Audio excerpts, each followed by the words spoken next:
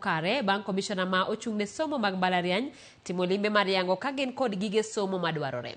Komishona ni dhi chiwo lipot ne tend Kamagambo Adventist College e kinde machiegni. Higni osekalo mathoth kaka tiegruok mar jopuonj mar kanisano mar SDA ma ong'ere kaka Kamagambo Training College ma yudore e kaunti ma Migori manyo puoth ka owuok kuom duolo ma ochung'ne somogo mag mbalariany e pacho kae mondo koro ka tiegruok ni koro bed mbalariany. Lek ni kata kamano koro chal ka gima koro osechop machiegni bang' apisas nowuok kamishon no ma ochung'ne somo mbalariany limo ka tiegruok ni mar ng'iyo ka gintie kod gige somo madwarore. Limbe ni mano tim kod jokanye kamishon ni en okang' mar 8 kendo mano mogik ma itimo kod kamishon ni kapok omi ka tiegruok ni thuolo mar bedo mbalariany.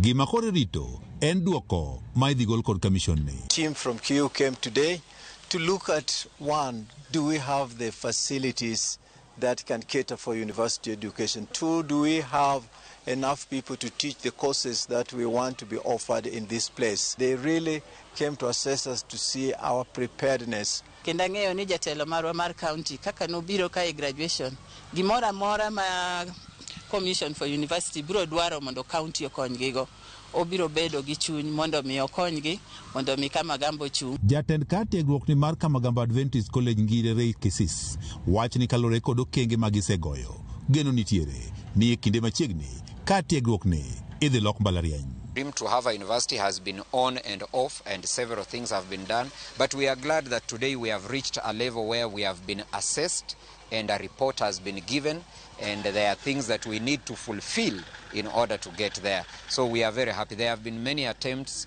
and there will be continuous attempts until we succeed. Poni Kamagambo Adventist College opodhi kendo koro bedo mbalariany mar East African Baraton. Jalup Chancellor mar East African Baraton ngire Jackson Safiri wach ni gidhi tiego jopuonjre e kose adek ma oting'o mago mag ohala, puonj kaachiel kod yalo ma ong'ere kaka theology. One is to establish programs in theology, but also business and education. We have received some comment, and we will continue in collaboration with the sponsor, but also the Kamagambo College to address those comments which were given by the Commission.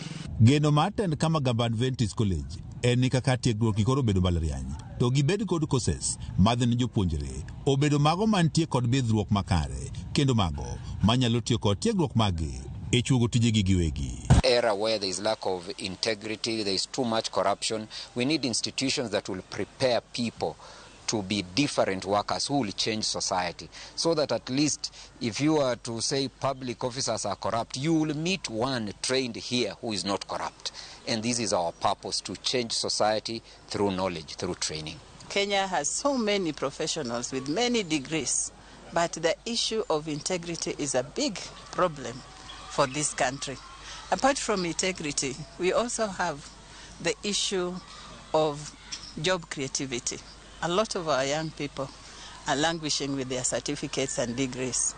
In my almost 30 years of being an academician and a researcher, I can confidently tell you that we need to create spaces for our students, not just to interact with the academic. Yes, we are talking about the CBC curriculum coming in, but that alone is not enough. Jalonyi wechego mag somo ngiro sodhiambo wacho ni Kamagambo Adventist College ka obedo mbalariany to dhi keto yot e yore mag somo nikech sani Migori County mangima nitiere mana kod mbalariany marongo kende babede yudore e sub-county marongo. Miyo nyithindwa mang'eny nikech yuto matin ok yud thuolo mondo mi gidhi gisom nikech universities ni kuonde maboyo. E seche ma bende koro geno nitiere ni Kamagambo Adventist College idhi loki mbalariany, jodak e boma Migori bende osebedo ka koro dwaro mondo koro piny owacho koro ket mbalariany mamoko e boma Migori mondo giyud yot mar somo. Nyaka sani boma Migori onge kod mbalariany moro amora. George Juma, Ramogi TV, Migori.